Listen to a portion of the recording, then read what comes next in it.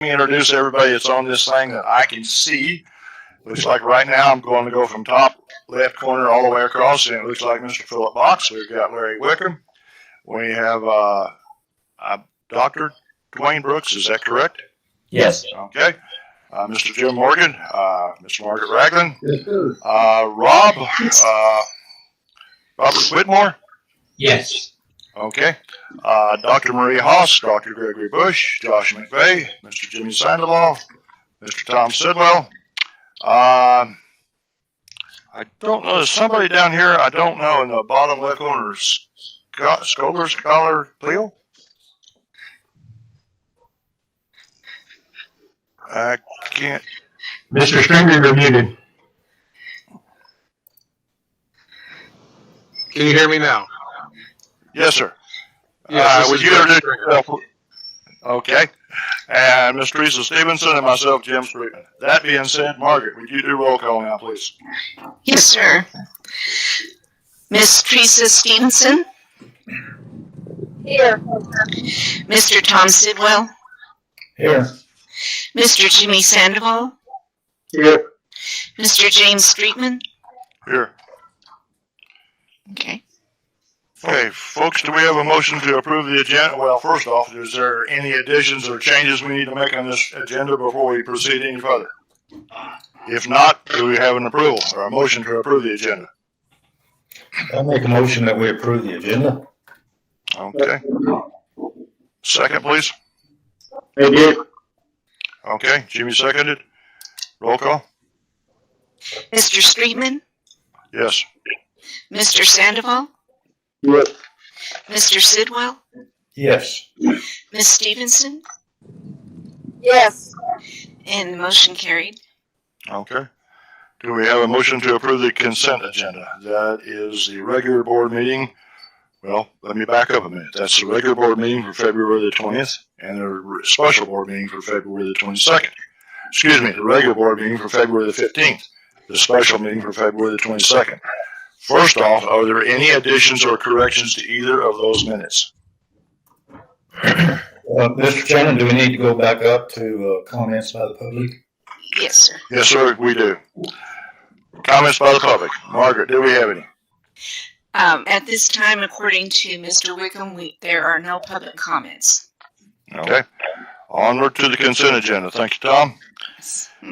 Do we have any additions or changes to the minutes from the meeting of the 15th or February the 22nd? Okay, if there are none, do we have a motion to approve those? Okay, and a second? Second. Okay, Teresa seconded. Roll call. Mr. Sidwell? Yes. Miss Stevenson? Yes. Mr. Streetman? Yes. And Mr. Sandoval? Yes. And motion carried to approve the minutes. Okay. Chairperson's report, I have nothing. We'll go onward to the reports. Dr. Bush, you're up. Thank you, Mr. Chairman. Thank you, Board, for joining us this evening. We'll begin real quickly here. I just want to make some introductions so that these folks can get a chance to meet you, you get a chance to meet them, and then we can allow them to go about their evening if they so desire. So what I'd like to do is ask our new hires just to sort of introduce themselves, tell us where you've been working, and whatever you want to tell us about yourself. So anyway, we'll go ahead and start with Dr. Dwayne Brooks. Dr. Brooks is Chief of Staff and will be serving as Assistant to the President. Dr. Brooks, will you take it over? Good afternoon, everybody. Again, I'm Dr. Brooks. Nice to meet you. Glad to be here. Previously, I've been a part-time faculty member at various colleges and universities out here in California. That's where I'm based at the moment. So looking forward to jump on board and get more involved here. So thank you. Yeah. Dr. Brooks is bringing us a wealth of information. He has a doctorate in not only just not only educational leadership, but specializations in community college leadership. So he's going to be a great asset to us and to the board as it puts a few of us here straightening these things out. So welcome, Dr. Brooks. Thank you. Next up, Dr. Denise Hackett. Dr. Hackett, are you with us? I am. Okay. Hi, everyone. Yeah. Thanks great. for having me. As you mentioned, I'm Dr. Denise Hackett. I come from Walden University, most recently, where I worked with assessment and accreditation and IR. I've been in higher education for about 14 years. I've been a faculty member, a chair, faculty training development, student success, just different areas in higher ed. But happy to be here and happy to meet you all. Great. And Dr. Hackett, we are Chief Institutional Research Effectiveness and Accreditation Officer. These are roles that she held at Walden University, so we're incredibly lucky to bring her level of expertise and her doctoral work here to Mesaland. It's, if I can say so, quite a coup to be able to bring on what you're meeting, the people you're meeting this evening. Joining us also is Mr. Greg Stringer. I believe I saw him pop on here just a second. Mr. Stringer is the Executive Director of Admissions and our new registrar. And I'll let him sort of introduce himself to you and go from there. Thank you very much for having me today. I come from New Mexico Tech over the past year, but prior to that, I was the Graduate Director of Admission for Ashland University in Ohio. My background is in K-12 education as well as higher ed, and it is an absolute pleasure to be joining this team here at Mesaland. Yes, we're very lucky to get him from New Mexico Tech, and Mr. Stringer will soon be known as Dr. Stringer. So we're very excited about that as well. So great addition to our team there. His experience as a director of admissions is going to take us to places that we could only dream of before. Bringing in this level of expertise in all these areas is phenomenal. Finally, I want to introduce Mr. Robert Whitmore. Rob, do you want to tell us a little bit about where you're at and what you're doing? And Robert is joining us as our institutional graphic designer. So he'll be working within the what we're being calling our creative team to help brand and design and market and advertise the college and be able to do what we can to increase our enrollment and to make the place a bigger, better, and more beautiful place. So, Rob, do you want to take it from there? Sure. Good evening. My name's Rob Whitmore. Went to school, got my BFA at West Virginia University in graphic design.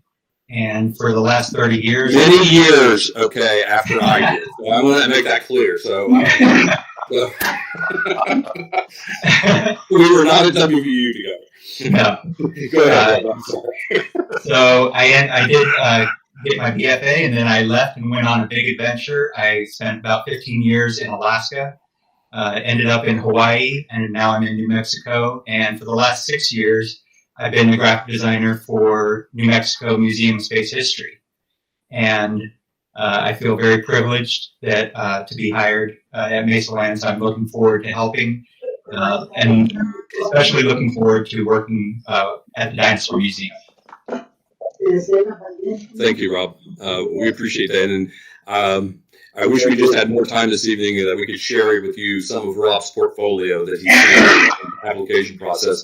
I think you will be stunned at what he'll be able to bring to the college with graphic design and bring and color and just all kinds of great things that's going to make the school a really incredible place, a constantly evolving place that people want to be. So I really want to welcome Dr. Hackett, Dr. Brooks, Mr. Stringer, and Mr. Whitmore. These are 4 of our new hires. We'll have some more as we continue to move on. Anybody from the board have any questions for any of our guests this evening?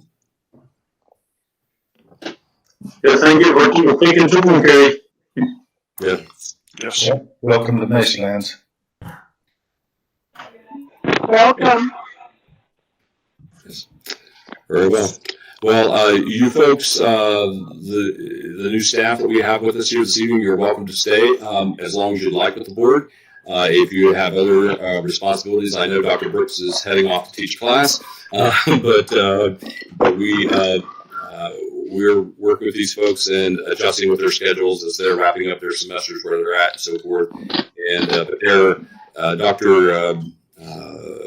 Dr. Hackett is actually on campus this week, all week, so we're pleased to have her here, and the others have made pops in and out all week as well. So anyway, so feel free to jump off if you need to, and if otherwise, feel free to stay on. So I'll turn it back over, Mr. Chair. Okay. I guess next on the agenda, we've got an executive session on here. So do we have a motion to go into executive session pursuant to the items that are listed here? I'll make a motion that we go into executive session. Okay, in a second, please. I second it. Okay, roll call. Ms. Stevenson, Yes. Mr. Streetman, Yes. Mr. Sandoval, Yes. and Mr. Sidwell. Yes. Motion carried. Okay. Before we jump off into executive session, everybody need the Board of Trustees to stay. Dr. Bush, who else needs to stay? Mr. Chairman, I'd like you to also open the opportunity up for Mr. Munn to join us, Okay. Let's keep Mr. Box here too. and Mr. Box. Yes. Okay. And that, okay, everybody else can drop off. We'll contact Larry and he'll let everybody know when to come back.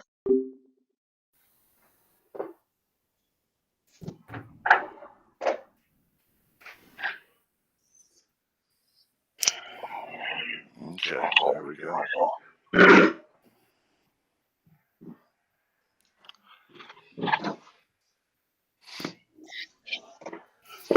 There you are.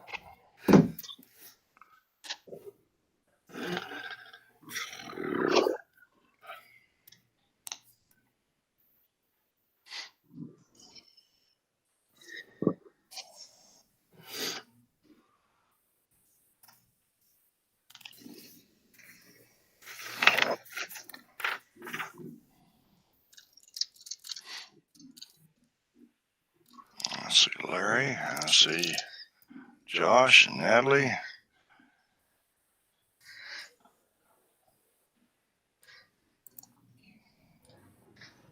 I believe we're missing Jim and Dr. Haas. Yeah, I see Dr. Hackett, and I don't see Jim, and I don't see Dr. Haas, and who else? I guess that's it.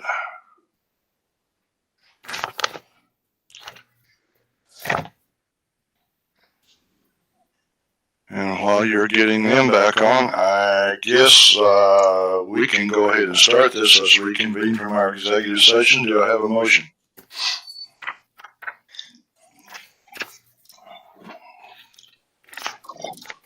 Teresa Stevenson, so moved. Okay, and a second, please. One second. Okay, I think Jimmy beat you, Tom. Jim did. Okay, yeah, roll call. Mr. Sandoval, Yes. Mr. Sidwell, Yes. Ms. Stevenson, Yes. and Mr. Streetman. Yes. Okay, motion carried.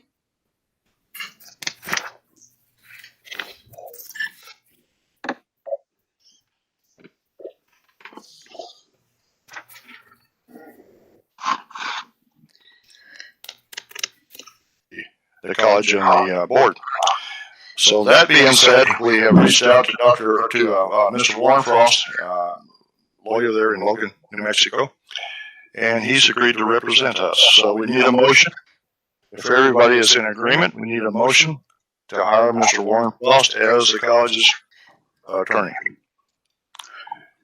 Do I have a motion? I make a motion that we hire Warren Frost as attorney for the college.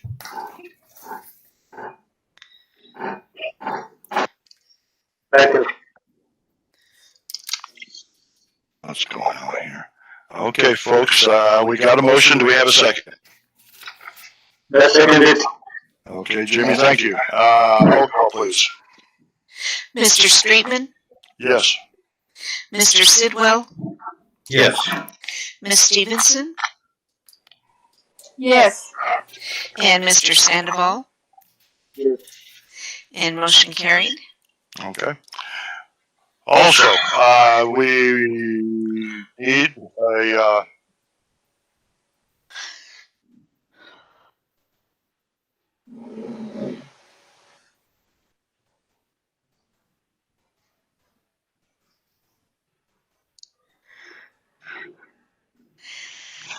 I think he froze up. You're froze. There, you're back. Okay. I'm freezing up from now and then. If it Yes. happens, just bear with me. I'll be back in a second. I'm sorry, folks. Do we have a motion to appoint Mr. Philip Box to fill the vacancy for District 5?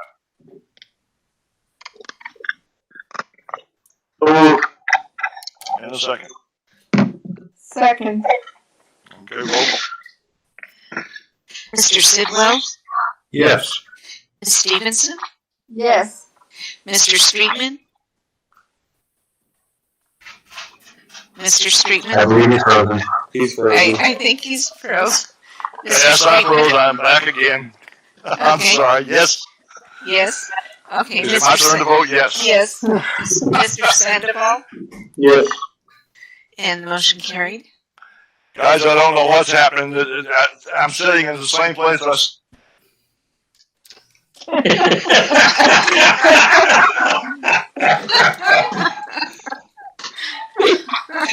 Wonderful world of technology.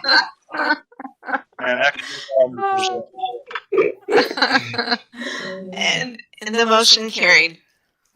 Okay. Mr. Streetman, you'll have to watch this later on YouTube. You'll find it quite enjoyable. No, I don't know that I will. I'm seeing everything freeze up and me still talking. Okay, you're up, Dr. Bush. You've got a president's report, a resolution, and an academic calendar.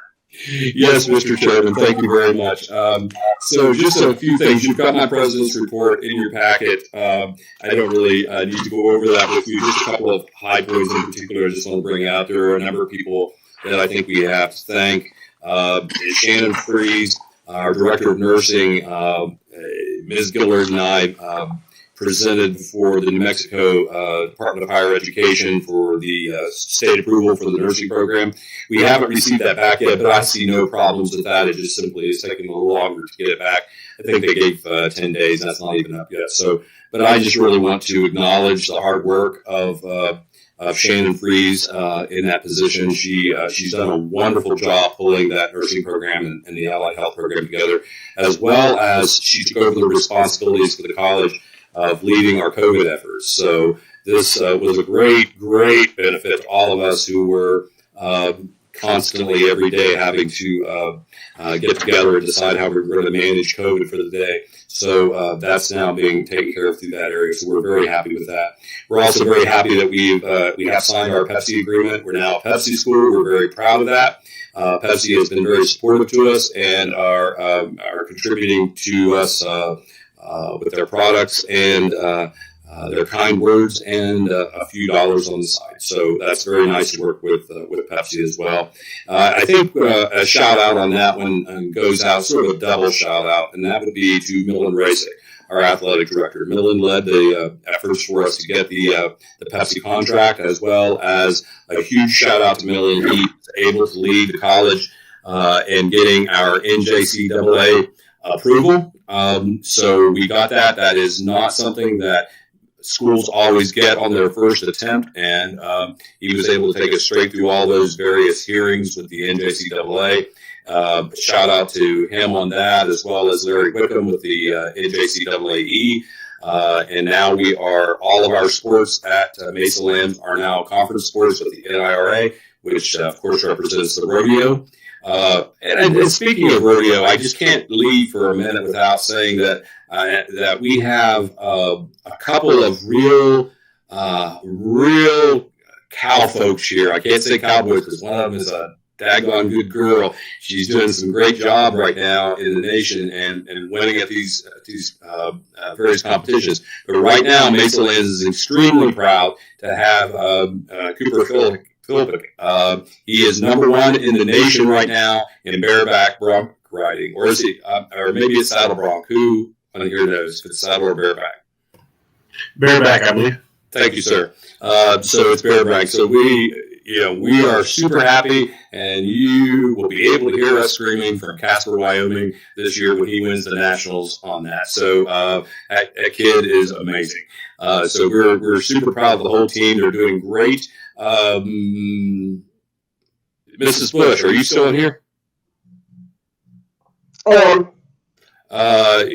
I'm sorry, I forgot the name of the young lady in your class who won this weekend on the radio. Goat tying, Shay Grogan. Shay Grogan, yes. So she came out on what was it, barrel racing or goat tying? Goat tying. Yeah. Good. First place at both of the rodeos they attended this weekend. Yeah, so. Good. So anyhow, indulge me for a minute while I gloat a little bit about having these incredible athletes. I think we all must be very proud. So and again, thanks to Millen and Larry and the others who have worked very hard to get our accreditations and moving forward. We've got a lot going on there, and so. You can read my report. Just a few other additional updates for you.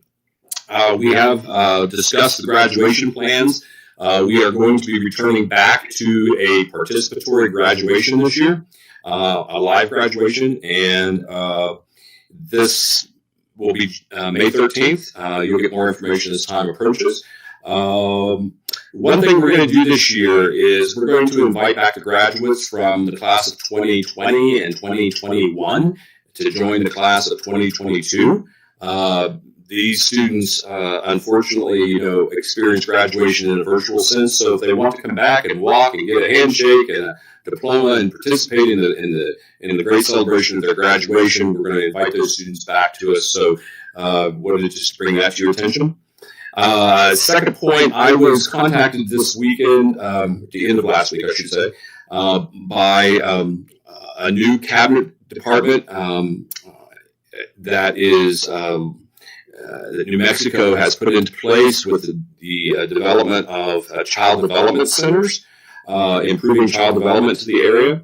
They're very interested, Quay. I told them that I'm very interested in cooperating with them. They have the money, the staff, and the support to be able to come out and move in that direction. Childcare is one of the top 3 reasons why students do not stay or go to college. And so this is an opportunity for us to not only provide childcare for our students, but for the community as well. And it would be affordable childcare. It would also give our early childhood education program a location in which they would be able to have as a clinical site, so they would be able to practice in that area. So this is very good news for the county, for the city, and especially for the college as it works with our students. So I'll be continuing to work on that issue as well. I want to put a message out to all of you. One of the challenges that we're working on here at the college is I want to begin, especially since we are eligible to be a Division I school within NJCAA. We are eligible if we pull together our food and housing. We have the housing thing sort of working out, but I want to invite any of the hotels in town that want to participate in our housing program to contact the college and work with us. And look at ways in which we can expand housing opportunities. I would much rather support the local economy and the local owners of these hotels as we look at an influx of students, especially those now as we expand athletics into new areas as well. Likewise, we would need. I would like to be able to begin offering some food service. Likewise, I would like to invite the restaurants of Tucumcari to contact my office, work with us, and as we look at putting together a schedule, again, supporting the local restaurateurs as they, versus bringing in some third-party big company, let's keep the money in town and be able to support the local people a little bit. I think that's what we need to do. And so at this, in this measure, I would really like to encourage the local restaurants and the local hotels to contact me, and as we can organize a meeting and discuss how we can grow our relationship with our local community with food and housing, and also be able to support our students as a Division I school. I want to take just a minute and pause and ask the board to share with me some great thanks for Dr. Hazel Roundtree. Dr. Hazel Roundtree joined us last summer as the Vice President for Student Success and Access, Diversity, Equity, and Inclusion, and Institutional Effectiveness. And I believe I've worked with 5 different institutions through the years, and I have never seen anyone as good at doing her job as it related especially to multicultural introduction to the college, bringing culture to life at our institution. You could walk onto this college and feel it in the air of what Hazel did for us, and she did a tremendous job within the area of supporting multiculturalism and diversity, celebrating the Hispanic culture. She just did amazing things there, and what she did with the Native American Month was another one. I mean, it just goes on and on. A great legacy, and the college is going to be much better off for years to come for the time that Hazel spent with us. Hazel has moved on, and she has returned back to Ohio to her family. And I just simply wanted to put that on the record and simply say it's with great thanks that we had the opportunity and the blessing to work with Dr. Hazel Roundtree. Truly a professional within her world of diversity education. So anyway. Dr. Bush. Yes, Mr. Sutton. And maybe I need to wait till after your report, but Go ahead. I would like to make a motion that the Board of Trustees send a card to Dr. Roundtree and to express our appreciation and gratitude for the work and accomplishment that she has done here at Mexicanlands. And we wish her good luck, success, and good health in her future endeavors. So I'll make that as a motion.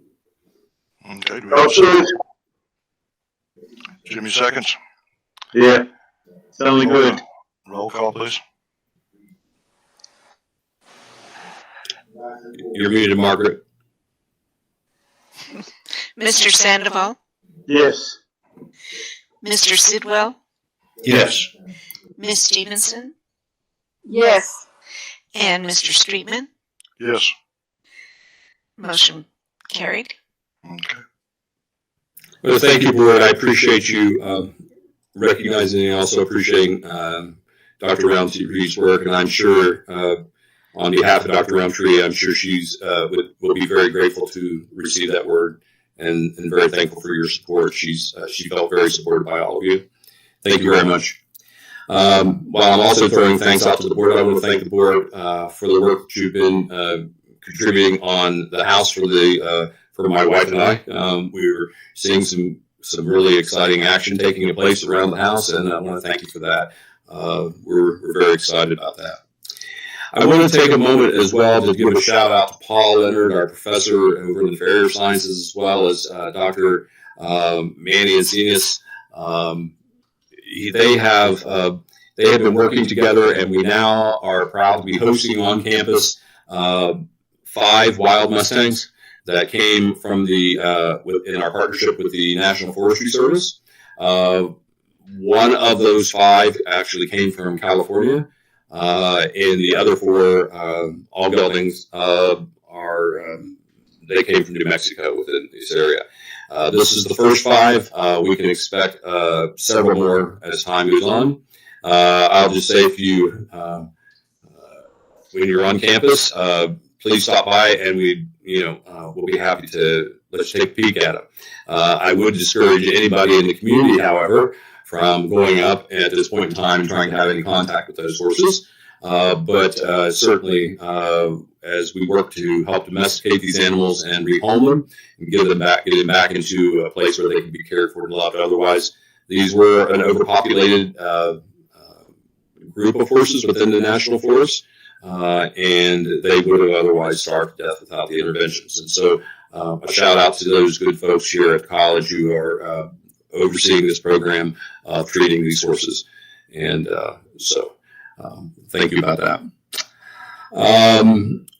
Another important piece that I would simply want to get on the record tonight is I can't probably stress this enough, and if I can get help from the board or other members of the community who may come to hear of this as we discuss this with the board, is a serious housing shortage that we face here as we're bringing in a number of people here at the college. So I want to stress how important it is that if you know of anybody with rental property or property that they're wanting to sell, their home, so forth and so on, please contact us at the college and contact Margaret. She will be keeping a list of these pieces of property that we can share. We have a number of new employees coming into town, and we are getting the cream of the crop in some of these new employees. We can't afford to lose them because we don't have housing for them.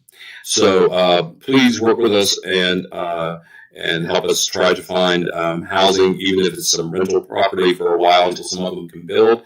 Some of them are planning to build, but this is a desperate need that we're facing here at the college.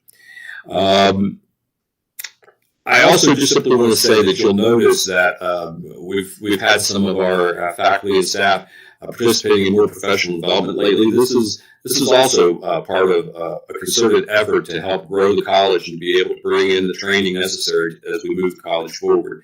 We've noticed just in the last couple of months the big steps that's taken place as we've began to provide training and bring in additionally educated people and trained people and experienced people, I should say, in these areas. So we're very happy to do that. So should give a shout out to those people who have taken the extra steps to do that. Finally, I have one position I want to discuss with you just briefly. And we're referring to this position as the Friends of Mesa Lands. Basically, this is working with our alumni. And it's working to as an ambassador's relationship with our community. And I am pleased to report that my wife, Mary Beth, is doing this position in a voluntary capacity. She understands the value of linking the college with its alumni and with the community. And she will be joining me as we go about town and go about the country, spreading the good news of Mesa Lands. We are both incredibly proud to be here and incredibly proud to be serving you. I stress that this is a volunteer position. She is not being compensated to do this job. It's a privilege to her to be married to me, so that's all she gets out of it.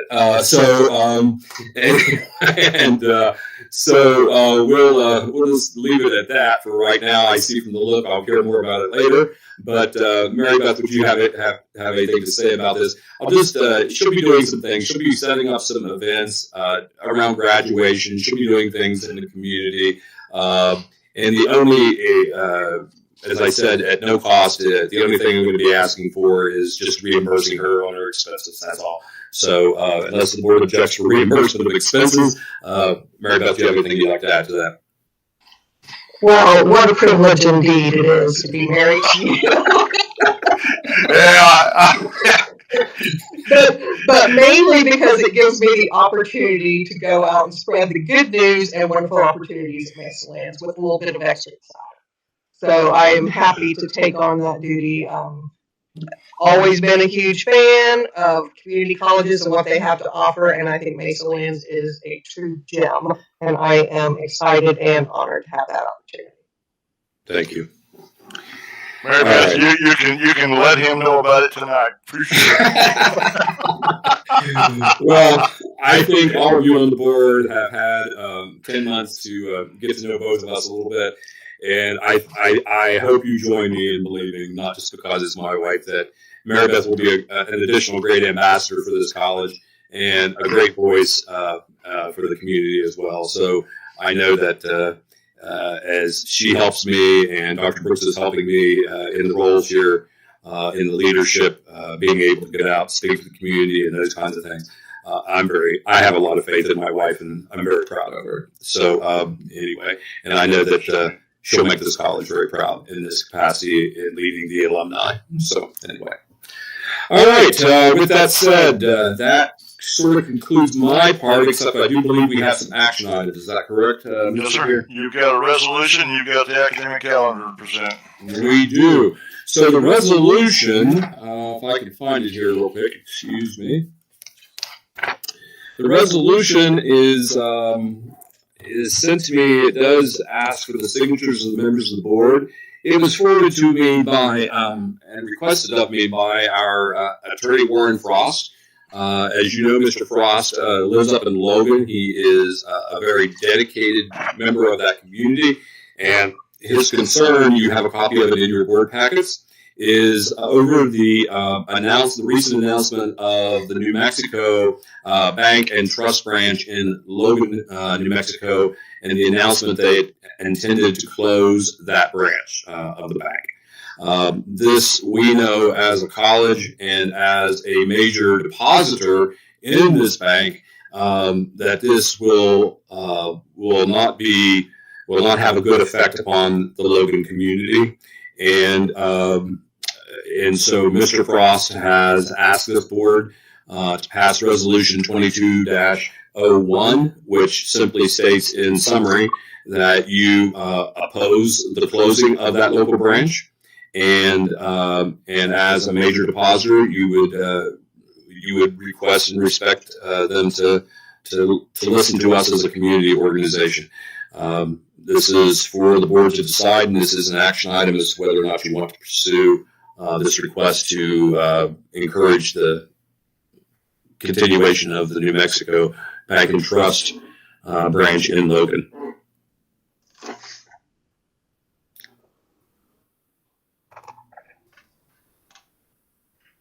Any discussion?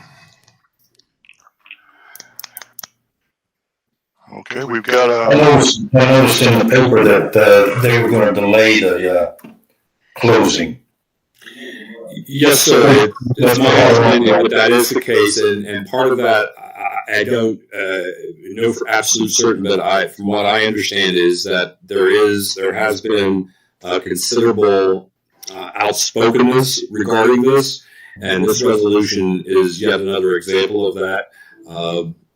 And we have over $1 million deposited in this bank, and none of us necessarily are the owners of this bank, but they do certainly feel some, at least informal ownership, and certainly we feel a commitment to Logan as well as we do to Cary. True. Okay, we have a motion. Do we have excuse me. Do we have a motion?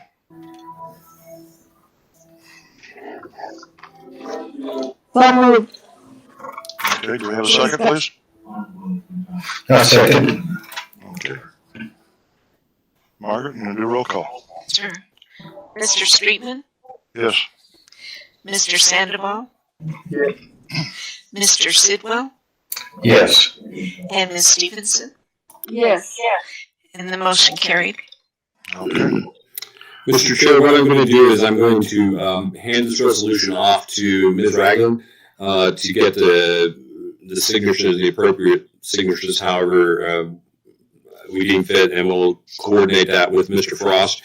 I will also ask her to have a conversation with Mr. Box after he's been sworn in as to whether or not he wants to join on this resolution or let this resolution go prior to his swearing in. So we'll see where that falls in. That works. Okay.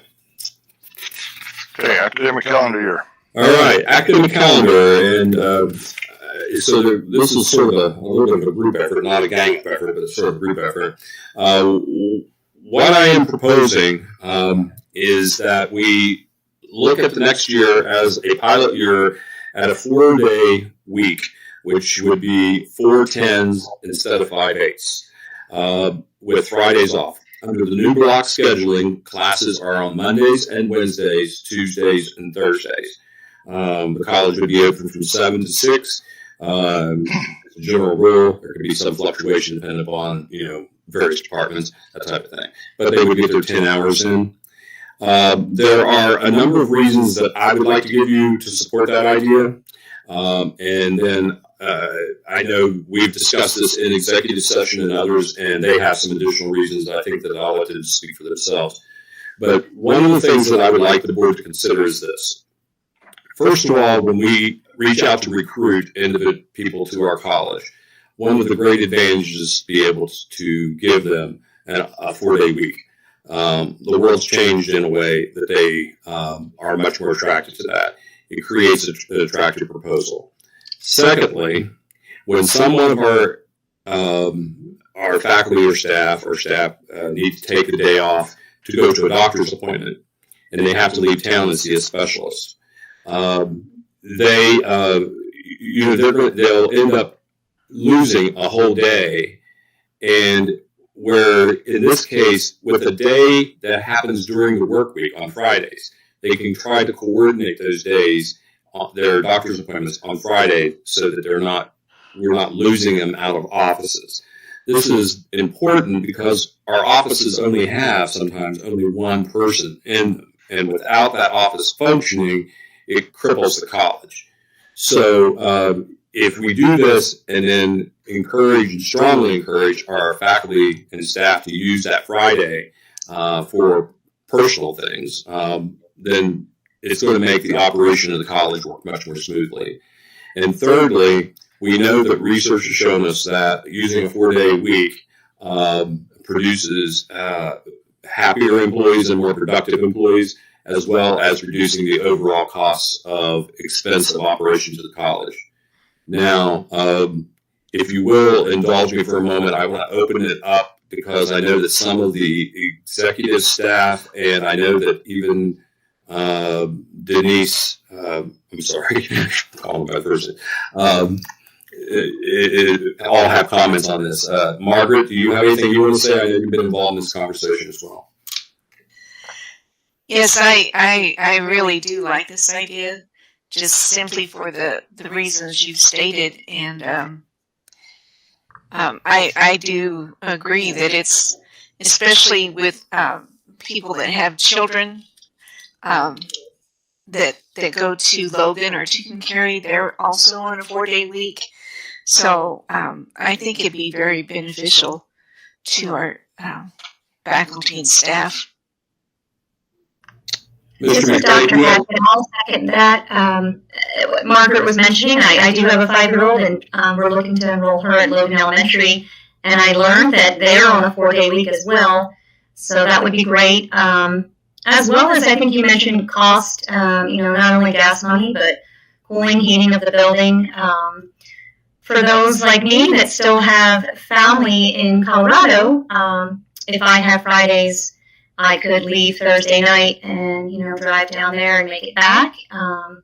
So it was really appealing to me when I applied and when I spoke with Dr. Bush and interviewed, and I asked about flexibility and for me to be able to visit family, and he said, it's possible. And so it was appealing to me. Thank you. Josh, are you with us? Yes, I am. Do you have the results of the survey? I do. The results of the survey show 77.4% voted yes of our staff that are working. So heavy majority are voting for the 4-day week.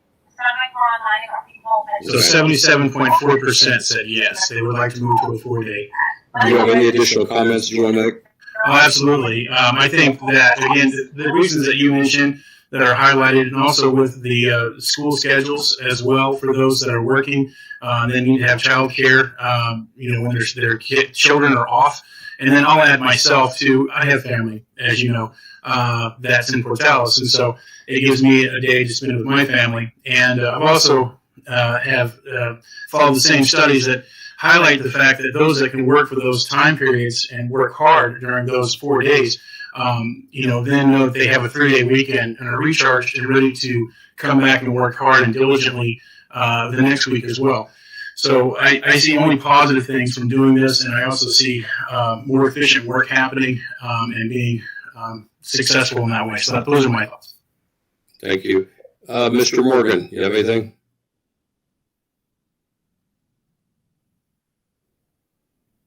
How about your mic? You're muted, Jim. Sorry. All I've got is a little bit of a report on the renovation of Building A whenever we get there. Okay. Do you have anything to contribute on this schedule?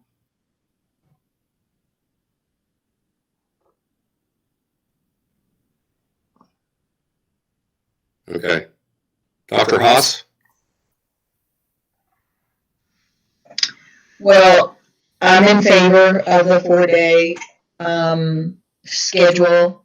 As everybody that knows me knows that I worked for Tuncumcari Public Schools at one time, and when they went from the 5-day to the 4-day, and I still had family at home, that was a big advantage for doctor's appointments in particular. So I can understand for anyone still in that situation that would be beneficial. So I'm in favor of the academic calendar as 4 days. And finally, Ms. Gillard, do you have anything to add?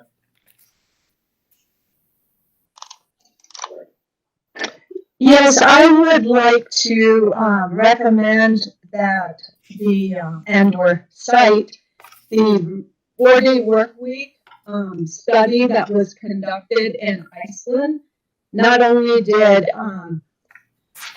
this study show that productivity increased, and the workers were very happy. In addition to shortening the work week from 5 days to 4, they also reduced the number of hours required to work, which we're not asking for that. We would continue with the 40-hour work week. Other countries, including Spain and New Zealand, are also taking part in this study. And the basic outcome of the study shows that productivity increased and family life balance also was enhanced. We in the United States are similar to Germany in that we're more rigid and, focus a lot on work, and where in other countries, such as Scandinavian countries, there's more of a family life balance. So anyway, I'm in favor of that, and I would recommend you read the study. It's quite interesting. Thank you. I just want to go on the record to let you guys know that we didn't stage this or practice. So we didn't rehearse all of it. We have had conversations about this issue around the table, but it wasn't going up. And as far as it relates to Mary Beth and I, we believe that, that it is a better model, but personally it doesn't affect us as it does affect the others who have local families here. It's an issue, I think, for the board to decide. We've looked at it from all directions. We've asked the input from the campus community. And, so at this point in time, it's really a board's decision as to what you think we should do. My only concern is how it's going to affect the students. That's the number one. I'm not so much worried about everybody else. It's how it affects those students. Now, the other thing I would like to suggest here is let's do it on a trial basis. Let's do it on a trial basis for 1 year, and let's readdress this 1 year from now, or from the dates you have figured here, and see how it has actually worked. No arguments with you on either point of that, sir. Okay. I know that. I'm sorry to interrupt you. I will just simply say, as with your concerns regarding the students and the student learning, under the Complete College America model for block scheduling, they're going to go to school 4 days a week anyway. So, and we've shown that that's been the most effective means of their ability to go to school. And so it's going to make their ability to go to school easier, not harder, by spreading it out over 5 days.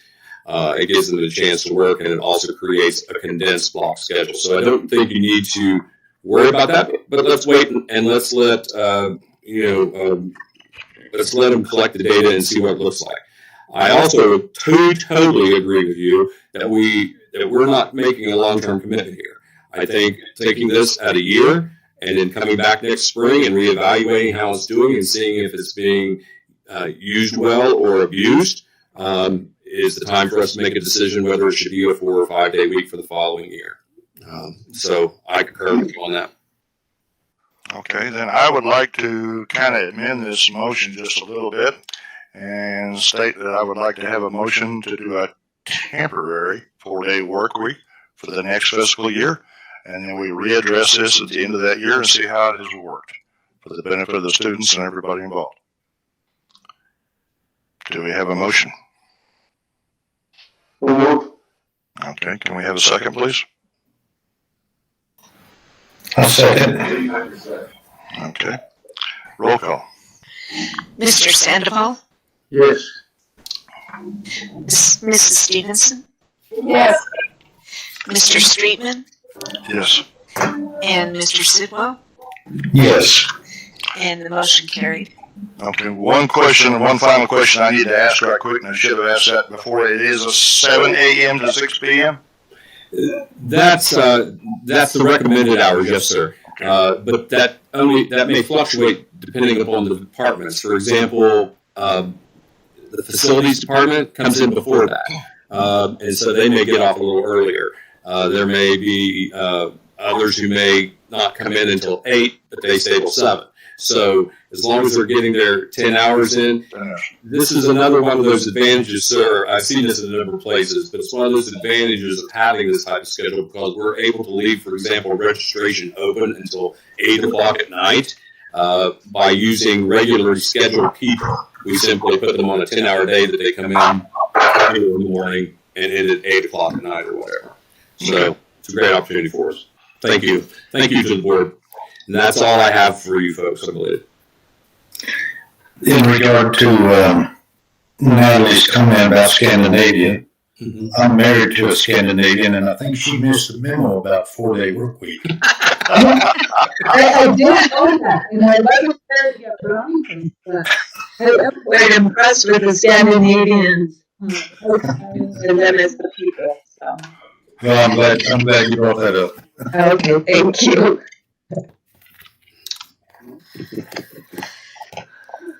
Okay, I think he's up. Natalie, you're up. Okay, I just want to do a brief follow-up to Dr. Bush's announcement about Shannon Freeze. Dr. Bush and I presenting are seeking approval for our nursing program from the New Mexico Higher Education Program Approval Committee. I just wanted to say on February 8th of 2021, the Board of Nursing, the New Mexico Board of Nursing granted us approval, and that is what enabled us to go before the board again, seeking approval for the program. So, many thanks to the New Mexico Board of Nursing and to our former program director of ours, Natalie, we get really bad audio from you. Can you get a little closer to your microphone, maybe? I guess I have to get on top of my desk. How about that? There you go. Thank you, ma'am. Okay. So, sitting in an awkward position. I don't know what you heard, so I'll just repeat some of what I said. That on February 8th, 2021, the Board of Nursing granted us approval for a nursing program. That then enabled us to seek approval from HED that Dr. Bush filled you in on. And I just want to say that Shannon, we had another nursing instructor, Shannon Summers, and she worked tirelessly alongside me to get this, make this a possibility. And so I just want to thank her. In addition to that, we're having our upcoming Clarendon College, community college students on campus beginning the first week of April, the first full week, and they will again be taking a horseshoeing and spur making class. So Eddie Martis and Paul Leonard, thank you for your ongoing work with Clarendon College to make this a possibility. So we'll have a group of students here for a week. They'll be staying in a local motel and eating in the local restaurants. So they'll be contributing to our economy. So thank you. Okay. Student Affairs, Josh. Yes, sir. I'd like to say that I am ecstatic. I am incredibly excited. And I just want to start off by thanking the board and thanking Dr. Bush for your vision and your leadership with these new hires. I can't say thank you enough. And I'm so excited about the future and where we're headed. we are hiring professionals that have come with experience and are going to do fantastic. The new hire of Dr. Hackett and institutional research and her experience, as well as Mr. Stringer and others. Forgive me, I started naming names, and I'm going to leave somebody out. But I am so overwhelmed and so joyful because Mesalands is a jewel, and I think you all know that. But we need to let the rest of the state, the rest of the world know that and do it well. What we have here is an incredible bringing together of wonderful professionals that are going to take the college to, the next level and beyond. What we're forming through strategic enrollment management and planning is going to take our enrollment to new heights, as well as the partnership or marriage between marketing and enrollment. And so I'm just thrilled right now with the future and what it looks like. We've accomplished a lot, and I'm excited about these new hires. And frankly, we're going to be off to the races here very soon with all of these wonderful professionals that we currently have, and then the additions that are coming on. We've accomplished a lot in that. So that's what I want to highlight. Of course, marketing, we're stepping it up and getting the information out there, the new programs that are coming online. The enrollment, it's just looking more and more fantastic. So if I could just be excited and just tell you that I'm looking forward to it and excited to see that and say thank you very much again for your leadership and your vision. I really do appreciate it, and I'm excited for the future. Okay. Dr. Haas, I believe you're up. Thank you. Well, I want to also welcome all the new hires and to our community and the community college. I agree with Josh. We do have something very unique here. But then those people that know me that are on this board already know how I feel about that. So so just from my department, which is a Hispanic outreach and student support, my department is currently more recently rather, we have been looking at possible study abroad, and no, it won't be anywhere in the European countries.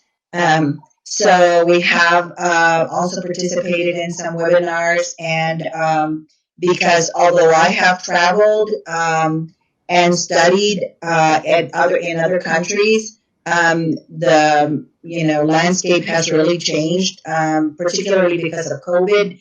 And so I wanted the team to also become very informed about what that all entails. And learning in another country, even though it may be an immersion situation, is a real unique experience. Not just learning content, but also you learn the cultural component of those other countries, and then some. So we're looking at possibly studying maybe in a year, possibly a year and a half from now. Dr. Bush and I have also discussed some of the potential there. We still have to, which is what we're working on now, which is the first thing, is policy for study abroad and looking at other colleges and universities as to how they go about doing that and putting together that procedure and those policies in place before we can move forward. And then, of course, looking at curriculum and instruction for the possibility of which is my area, which is learning Spanish, and making study abroad part of the course content that is offered through Mesalands. So I have taught Spanish before several times for Mesalands, and so I'm excited to possibly put together that. I have talked to Natalie, and she's going to look, once I get that together, she's going to look at what I have put together for the syllabus. But and then the other thing that I stepped up to the plate and took over was the food pantry project for Project Success, since Dr. Roundtree is no longer with us. And So that, I think, I have already met with a couple of those people, and I'm working with Michael, Mr. B. I call him Mr. B because I cannot pronounce his last name. Please forgive me, but Bill, okay. I can do the Spanish, but that one is really hard. But anyway, so we're working together, and we have already met with some of the people that oversee that grant. And I'm excited to say that I think that's going to come to fruition in the not too distant future as well. And so we're getting also some ideas. We have a meeting on Thursday with another college from out in California that Tom Bailey has put us in contact with, just for ideas on how to get started and, go about doing this at a small scale. So those are the two most recent projects we have been working on. And like I said, I stepped up to the plate for that one because I felt it was important for us to maintain. So outside of that, the usual with student support and the people in my department trying to provide that support to students that come to our office seeking assistance. With whether it's direction for financial aid or mentoring or housing or anything of that nature. So anyway, thank you for allowing me the opportunity to share that with you at this time. Thank you, Dr. Haas. Mr. Morgan, I believe you're up, sir. Yes, sir. Thank you. First, I want to apologize. I'm not winking at you guys. I don't feel enamored by your presence. However, I do have a detached retina that I'm still fighting. Gives me a dual vision, and I fight to keep my other eye open because if I close the one that's got the detached retina, everything's clear. So you can imagine I like to go to the one eye shut. So forgive me if it looks like I'm winking at you. From my report, there's only a couple of things I want to highlight. Number one, the CVO program is underway. It started 1 March. We are teaching right now. Conditions are set, and the MOU has been signed. Number two, we got a quote from WWRC on the renovation of Building A. It was, believe it or not, substantially below our appropriation through 2 different GOB bonds of about over $100,000 less than that. We needed it because the quote did not include things like contingency. It did not include Parkhill Smith and Cooper, our architects' fee. It did not include art in public places, but we can squeeze all of that in and still say just a little bit below the $1.2 million that we have appropriated. So that should be good. We won't have to stretch it. We won't have to shrink the scope any in order to accommodate the work. That's all news. If you'll turn over to Appendix A, please. That's our financial report.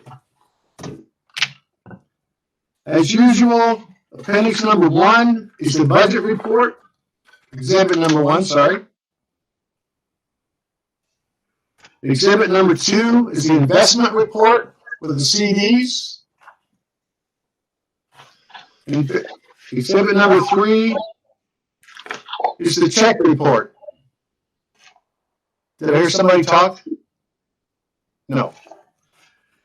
If there's any question, I'll be glad to answer any questions. If not, I need action on this one. Okay, has everybody had a chance to look this over? And if so, does anybody have any questions for Mr. Morgan? Nope. Okay, if we have no questions, do we have a motion to approve the budget as presented?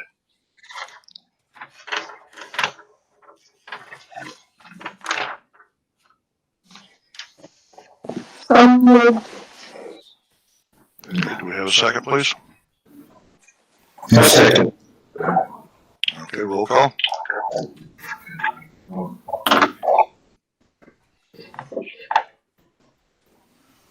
Sorry, Mr. Streetman, Yes. Mr. Sandoval, Yes.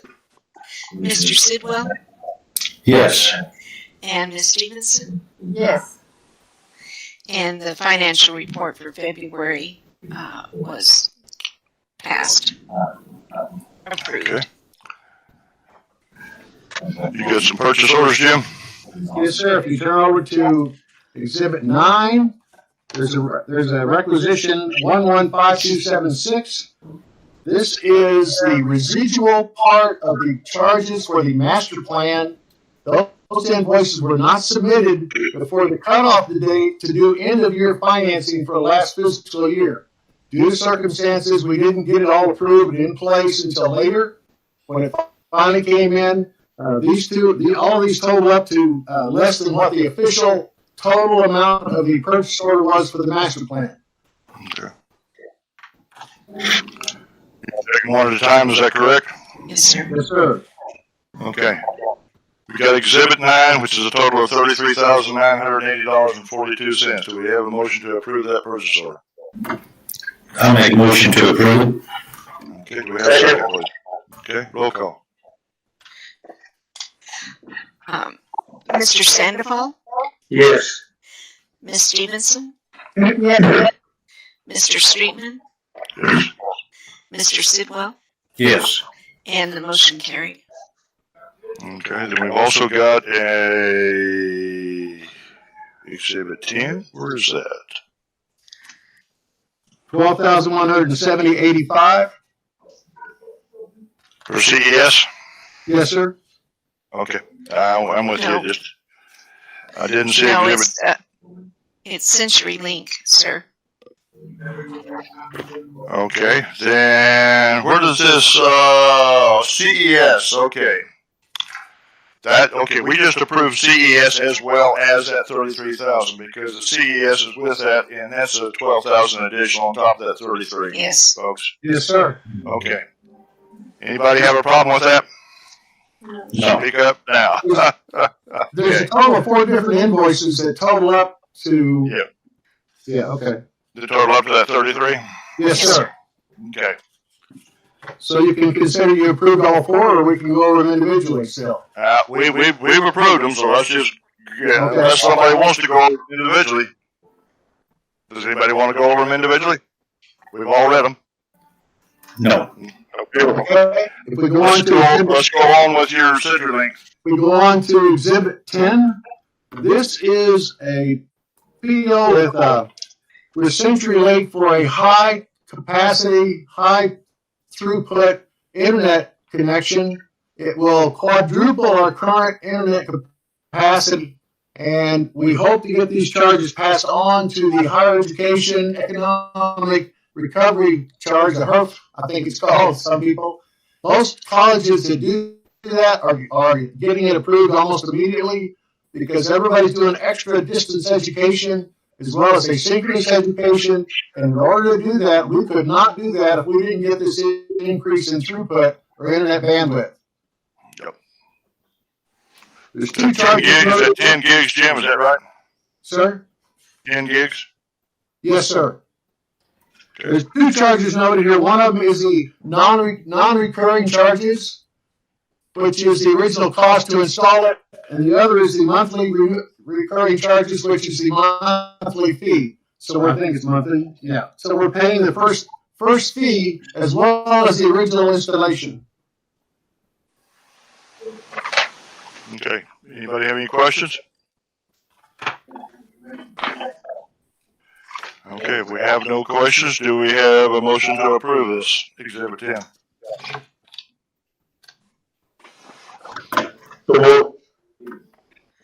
And a second? A second.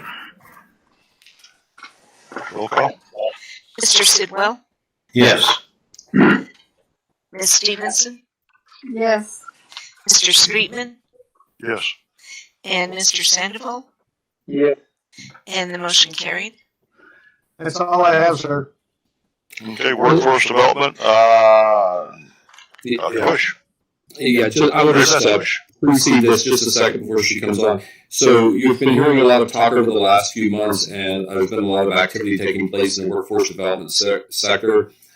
So in the last month, they have organized the Workforce Development Center. So what you're going to get here is just a brief presentation of what the workforce development is and what it does. So I'll turn that over to Mary Beth, and she can walk you through that. So a few quick slides.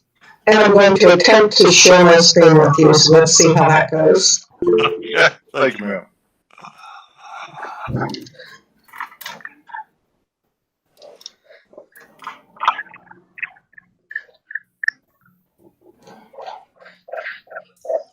Can you see it? Yeah. Could see you. Oh, darn. That's not good. I saw where you raised your hand. Hang on a minute. We got this. That little square box with the arrow in it says. Yeah, I got it. I got it. A cue card, please.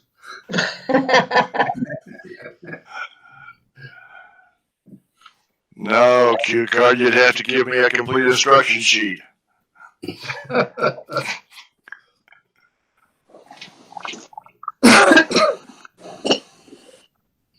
Dang, I'm still not doing what I want. This worked great for class the other day, I tell you. Do you want me to jump in and help, Mary Beth? Yes, I do.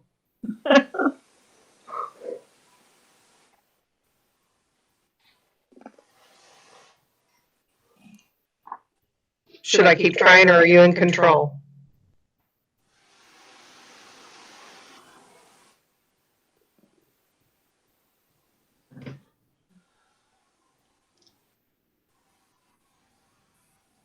The funny part of this is that I just said earlier this afternoon, I'm glad she's at the end. They'll be tired, and this will go real fast because she teaches like this all the time. I do, and I have never had any trouble, but I am entirely trusting that Larry can sort this out. There we go. Good job. All right. Now can we see? Yes. Yes. All right. Yes, ma'am. Cool. So I will thank you in advance because I know you're getting tired. And we talked about workforce development several times before, but in the interest of making sure that we all are on the same page here, I want to give you a little bit more of an overview at Dr. Bush's request. And also, just a reminder, and Dr. Bush reminded me that we are a comprehensive community college. We are not a vocational technical school. We are not a transfer institution. We are not a non-credit training center, but we are all of those things. And so workforce development is an important part of that program.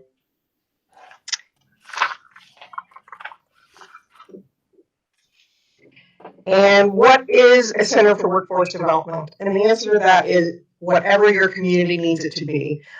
You'll find workforce development centers at community colleges present a wide spectrum of structures and a wide spectrum of services, and they are made to be very highly personalized to community and regional employment needs. Why do we need a Center for Workforce Development?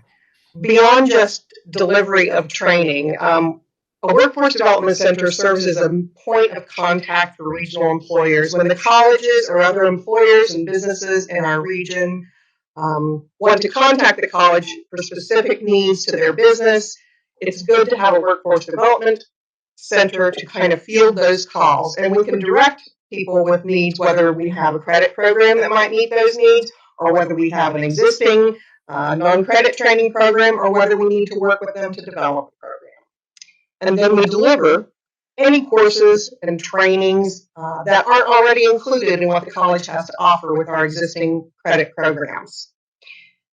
Workforce development provides a different pathway to employment for students that may not want to take the academic route through to an associate degree. Many jobs require certifications or licensure that don't require a degree in anything to procure those jobs. So we want to make sure that we can provide that optional pathway to employability. Also, we are working very hard to make sure that some of the programs we offer through Workforce, the non-credit programs, serve as pathways for those that kind of might be intimidated by starting a college education and come in through the workforce side due to the flexibility or maybe the lower pressure of taking some of those training programs, but we want to make sure that we have a streamlined pathway for them to further those efforts into college programs that are in existence through non-credit to credit transfer. The partnerships that we form through workforce development with the businesses and industries that we serve with training hopefully can become a two-way street. We provide them with the training that they need, but in that process, we form relationships. And those relationships often result in those businesses being able to enhance our resources at the college, whether it's through providing some of their expertise to us for extra training or to add another quality to some of our existing courses, or whether it's financial contributions, equipment contributions. There's a lot of opportunity for those relationships to be mutually beneficial. For the local community, we provide, we call it community education or personal enrichment, but I don't want that to just pigeonhole into hobbies only. Yes, those are important. We want to be able to provide training for people in their personal interests, but other programs that are offered through the community education aspect could be things like general computer courses and other things that the community might have interest in. So not just hobby courses. An important part of a workforce development center, probably very important to the president, is we facilitate access to funding that comes down and is specifically designated for workforce development. If you don't have that center and you don't have the capacity to receive those funds and to administer programs, you will miss out on a lot of opportunities, and thereby your community and your region will miss out on a lot of opportunities. And really, one of the most critical pieces, I think, of workforce development is to solidify that reputation. We are the heart of Clay County and our region as far as resources. We want people to turn to us whenever they have a need for any kind of education, training, skill development. And when you form those relationships through offering community education and workforce training to the region, that just builds the strength of the college reputation. So we want to make sure that that is always at the forefront. Now, the organizational structure of workforce development programs also vary according to the communities they serve. There are going to be some basic components of leadership, but they will change dramatically and they will change over time. Even one that may be presented now could look very different in a few months. As specific programs may grow and develop, I've seen some grow to the extent that the person in charge of that program ends up really functioning outside the division and reporting directly to the president. So it just depends on which programs grow and what your needs are. And that's one of the beautiful aspects of these divisions is we're nimble and we're able to change quickly. We aren't bound by some of the very rigid academic structures. It takes sometimes a little bit longer. Community colleges are always nimble, but workforce is even more so. And this is an example we put together for what a structure might look like for Mesa Lands Center for Workforce Development. We have an executive director. We have an administrative assistant. In our discussions, we've considered it could be really helpful to share that administrative assistant with SBDC. We're co-located geographically right now, and I think that would be a really wise use of resources there. And then we essentially have three arms that we're talking about in the Center for Workforce Development. We have workforce training, community education, and career and technical education. And I think we've pretty much discussed all those, but just to be clear, workforce training is related to employability skills. Community education is personal enrichment and other specific courses for members of the community. And the career and technical education aspect, career and technical education programs begin in our high schools. But the person in charge of this aspect of workforce development would be reaching down into those high schools to make sure that we make connections with their programs or even develop more programs that pipeline directly to college programs. That is happening some now in wind technology. We want to expand that to other programs, other renewable energy programs, and other technical programs in particular.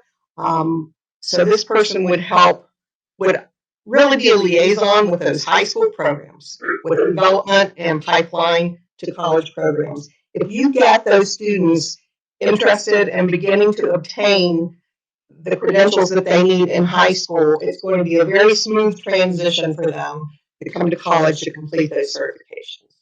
And we have, I think, a number of wind technology students now that follow that very path. And below that, we have program coordinators, because each of these programs needs someone to specifically take responsibility for the details of it, whether it be marketing, registration, making sure the instructor contacts are in place.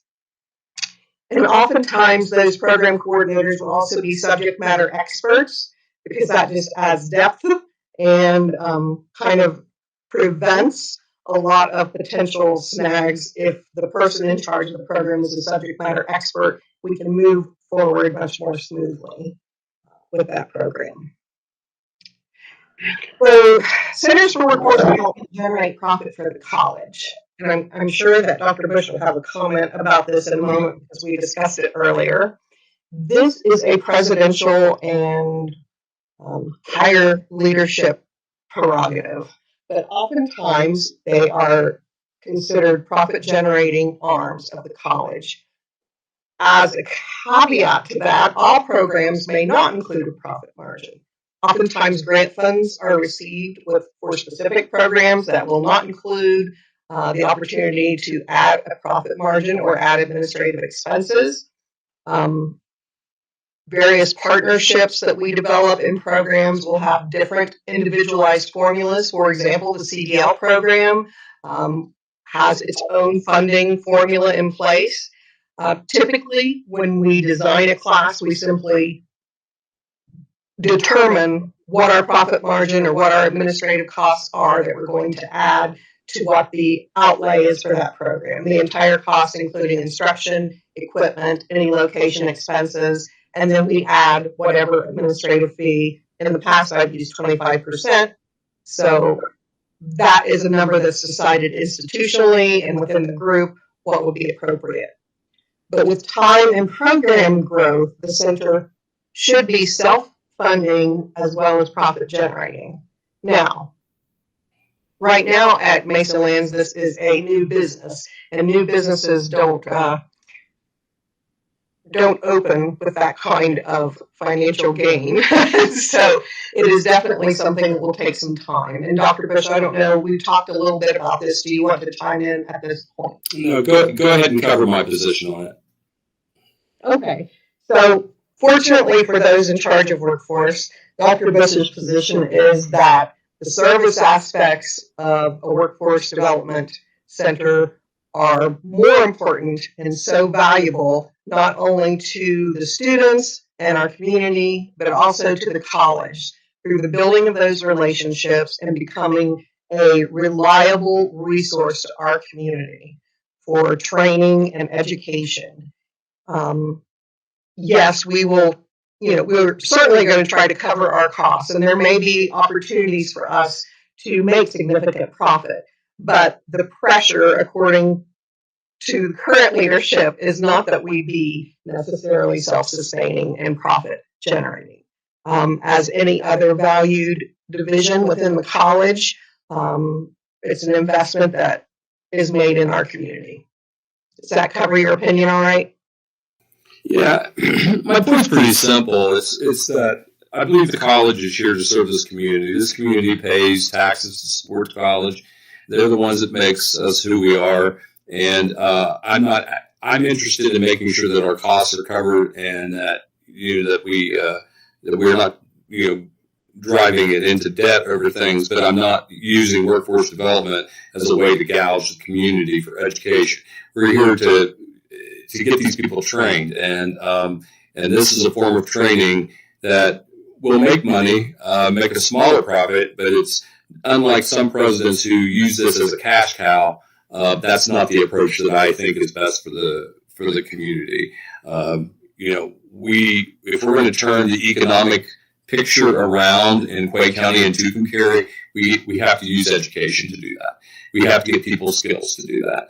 And that in itself will turn around the economic picture of the region. So we don't want to outprice ourselves on non-credit offering that keeps people from getting their education. That's where I stand on it. Now, there's a way that we do make some income and profit on these. That's true, but it's not set out to be the end all on that. And just to add to that briefly, I will say that the attitude toward workforce development and as far as them needing to be self-sustaining has evolved over time. There was a time when it was very much viewed as lesser than and even a competition often to college credit programs. But I think we've all done enough research to know that there are various pathways to employment, and many of those don't include the necessity of a college degree program. And there are a lot of people with a number of great skills for which academic skills may not be one of them. So let's give them an opportunity to learn their skills in their way and become improve their quality of life and have a valuable career. Current projects, there are a number of them and an endless amount of them in research development and opportunities that we're looking forward to. As Mr. Morgan said, the CDL program is up and running. The butchery program, we are putting that in the system now, and Dr. Encinius has 10 students prepared to complete that in April. And that includes a number of micro-credentials within that program. So that's just for beef. Dr. Encinius also has a number of programs for other species that will later be included in the butchery program.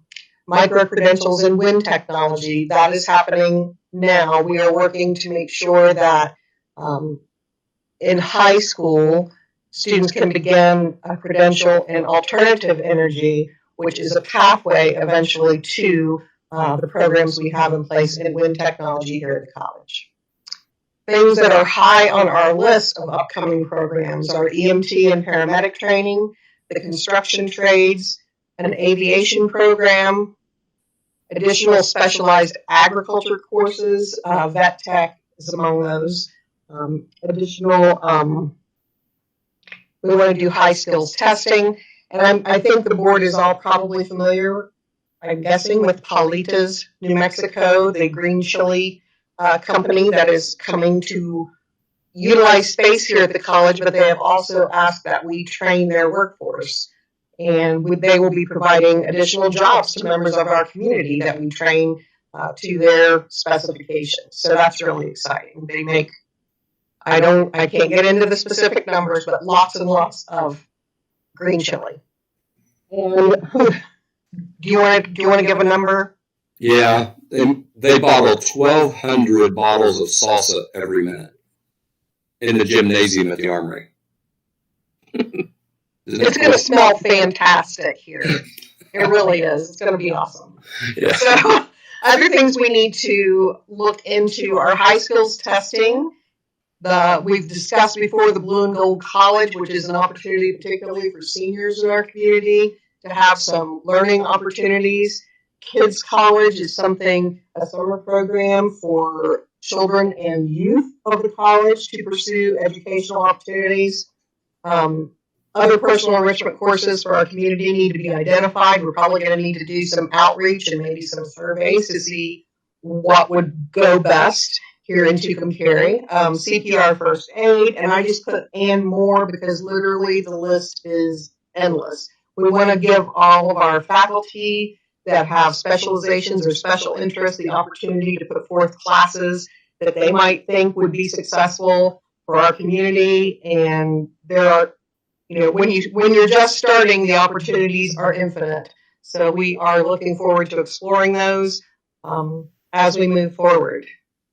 And I believe that is what I have for you.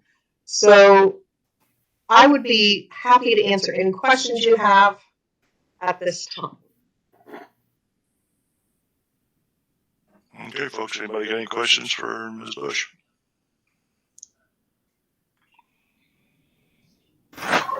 No questions. All right.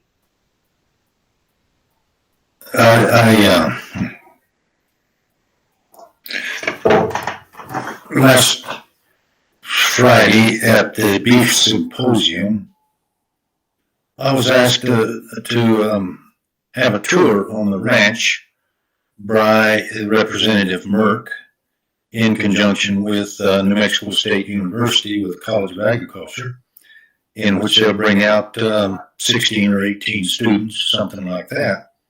And I suggested that they contact Mesa Lands also and try to get some of these students in on that also.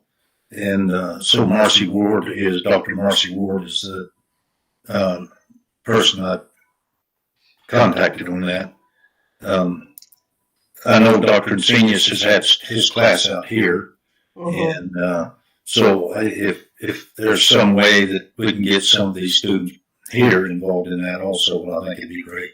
I think there's about, well, I don't know for sure, 3 or 4 ranches that they'll be visiting. So.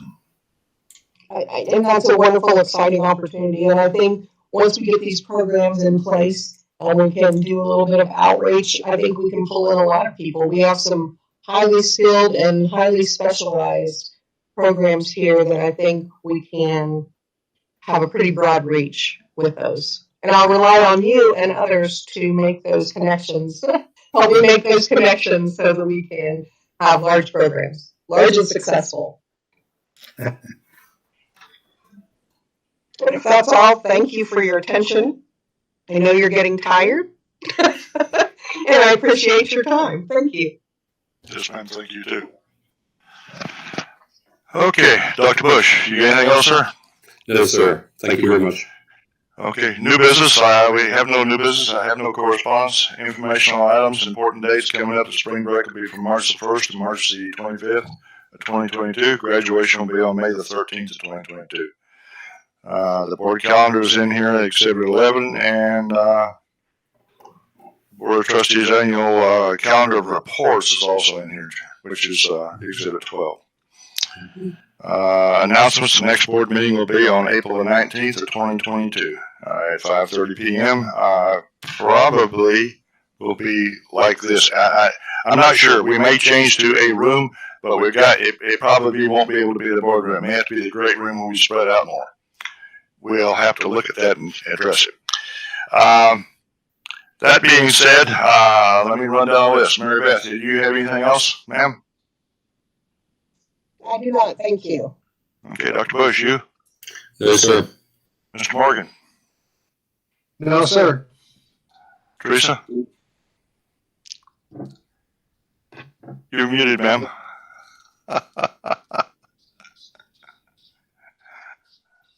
I just want to welcome Philip again to our membership, and thanks to everyone. Okay, Larry. Just like to ask that the board bring their laptops by when they have a moment. Mr. Streetman, in particular, with your freezing issue, if you can bring in the modem as well. And Mr. Box, if you could get a hold of me at your convenience, we'll get you a laptop and get your email set up. That was one of the things I was going to ask you, Larry, because, yeah, he probably needs a hotspot, too. Yeah, I'm assuming you can get that hotspot that Liz had. Yes, sir. And get him an email address set up also. Okay, Tom. Okay. Tom, you got anything? Nothing. Okay, Margaret? No, sir. Thank you. Okay, Dr. Haas? Ms. Box again. Okay, Ms. Box again, I want to thank you very much. Appreciate you coming on, and yes, we just need to get you sworn in now. Certainly welcome. We'll get her done. Okay. Jimmy, you got anything? Okay. Let's see here. Josh? No, thank you very much.